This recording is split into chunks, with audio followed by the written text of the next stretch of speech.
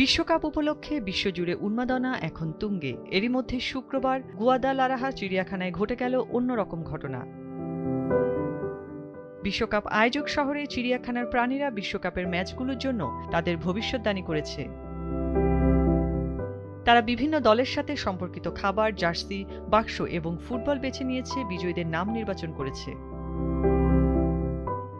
গুয়াদালাহারা চিড়িয়াখানায় যোগাযোগ বিভাগের প্রধান দানাই ভাজকুয়েজ বলেছেন, বিভিন্ন প্রজাতির প্রাণীরা গুয়াদালাহারায় অনুষ্ঠিতব্য ম্যাচ এবং মেক্সিকো সম্পর্কিত ম্যাচগুলোতে তাদের মতে কোন দলগুলো জিতবে তা স্বেচ্ছায় বেছে নিয়েছে। চিড়িয়াখানা কর্তৃপক্ষ জানিয়েছে, শান্তি এবং কেনিয়া নামের হাতি দুটি দক্ষিণ আফ্রিকার বিপক্ষে মেক্সিকোর জয়ের ভবিষ্যদ্বাণী করেছে। অন্যদিকে গরিলাগুলো স্পেনের বিপক্ষে উরুগুয়ের পক্ষে মত দিয়েছে।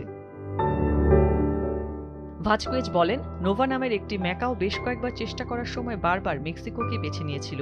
এই ভবিষ্যদ্বাণীগুলো টুর্নামেন্টের অন্যতম আয়োজক শহর গুয়াদালাহারায় স্থানীয় বিশ্বকাপ কার্যক্রমের অংশ ছিল, যেখানে মেক্সিকো এই ফুটবল ইভেন্টের ম্যাচগুলোর জন্য প্রস্তুতি নিচ্ছিল।